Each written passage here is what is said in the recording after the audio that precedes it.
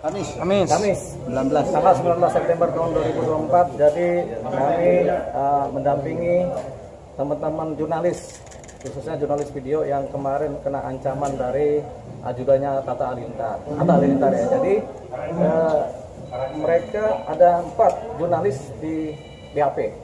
Jadi semuanya baik pelapor sebagai korban maupun saksi korban yang lain, mereka ada 4 semua di BAP.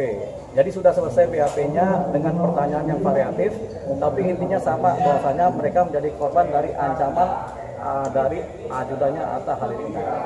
Gitu. Jadi selesai dari pagi sampai sore baru selesai. Ada berapa pertanyaan masing-masing saksi, Bang? Masing-masing saksi 20 sampai 30 pertanyaan. Ada yang 22, ada yang 30. Begitu. Seputar apa aja, Bang? Seputar mengenai tempat kejadian perkaranya, kejadiannya, kemudian bagaimana mengancamnya, kemudian apakah merasa terancam, kemudian apakah merasa terganggu, apakah merasa bekerja sebagai pers kemudian dibatasi, itu pertanyaan. Begitu. Nah, buktinya pertama saksi ya, karena saksinya ada 4 nih langsung nih, jadi clear kesaksiannya, kemudian ditambah bukti video kejadian terjadinya pengancaman. Jadi sudah kita sampaikan dalam bentuk flash disk, sudah disampaikan ke ini. Nah, jadi kemudian setelah di sini di BAP tentunya ada yang namanya meminta keterangan dari pihak sebelah. Pihak sebelah ini adalah si pengancam, si terlapor ini. Tapi sebelum sampai ke situ kan, ini kan kita belum tahu secara detail siapa sih si pengancam ini. Apakah seseorang pribadi swasta, apakah pribadi dari pejabat negara, kita belum tahu si pengancam ini. Makanya harus dicari ke sana. Namanya pun kita belum tahu. Jadi untuk sampai ke sana tentunya karena si terlapor ini terkait dengan sebagai ajudannya Atta Halilintar, jadi tentunya yang akan dipanggil berikutnya adalah Bung Atta Halilintar. Untuk dipanggil, dimintai keterangan tentunya sebagai saksi, apakah benar ini ajudannya, begitu. Karena nggak mungkin tiba-tiba turun tanpa terkait begitu. Jadi banyak orang tahu juga memang beliau adalah ajudannya Atta Halilintar. Jadi tentunya ke Atta dulu, baru dipertanyakan si ini siapa nih, apakah ajudannya, apa benar apa tidak, namanya siapa, nama lengkapnya. Jadi terlapor ini bisa terakhir begitu. Mungkin sudah ada ini bocoran jadwal untuk dipertemukan antara si pelapor dan pelapor. Ada jadwal pertemuan antara pelapor. Ini kan pengancaman ya, pengancaman dan ini bukan persoalan cyber ya, yang ada kemudian mediasi ya. Jadi karena ini adalah tindak pidana publik murni, kemudian pengancaman murni, memang ada aduannya, tapi ada juga undang-undang pers yang dilanggar. Ini yang publiknya adalah undang-undang pers ini. Jadi kita kemungkinan tidak ada mediasi sih, tidak ada pertemuan mediasi.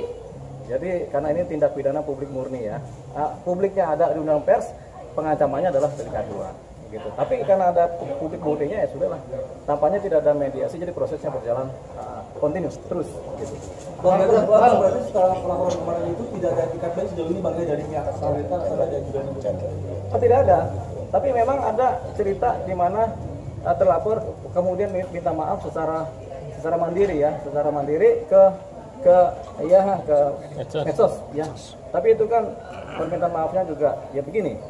Kalau semua persoalan pidana kemudian selesai dengan minta maaf, nanti ya jaksa nggak kerja, hakim nggak kerja, kemudian di lapas juga nggak ada yang kerja kalau semua minta maaf. Jadi kadang-kadang kita harus pilih-pilih mana yang kita bisa maafkan, mana yang bisa tidak kita bisa maafkan. Tapi pada prinsipnya kalau ada orang minta maaf kan kita pasti memaafkan ya. Tapi kata Mahfud MD, kadang hukum harus jalan terus. Gitu. Jadi memang hukum harus jalan terus ini. Bang, prosedur hukumnya seperti apa ketika ini? Apa nanti ditemukan dia sebagai TNI atau dengan sipil itu ada berbeda nggak sih, Bang? Nah, kalau kemudian diketahui bahwasanya ternyata si terlapor adalah misalkan adalah oknum TNI misalnya atau oknum polisi. Kalau si terlapor adalah oknum polisi, tentunya tetap perkara ditangani oleh sipil ya, oleh hukum sipil ya. Tapi kalau terlapor ternyata adalah oknum TNI, nah ini berkasnya kita bawa ke Polda Jaya. Nah, jadi kita pindahkan berkas ini setelah dibundel dibawa ke Polda Jaya untuk ditindaklanjuti ke Polda Jaya. Tapi kan kita belum tahu ini siapa, gitu. Tanpa tahu sih orang sipil, gitu. Tapi atas sendiri jadwalnya kapan? Jadwal atas sendiri dipanggil. Nah itu tergantung penyidik. Tapi yang jelas dari pihak pelapor dan para saksi korban semua sudah di BAP, sudah clear. Tinggal saksi ahli pihaknya Atta, baru terakhir adalah pelapor. Gitu. Oke, sip.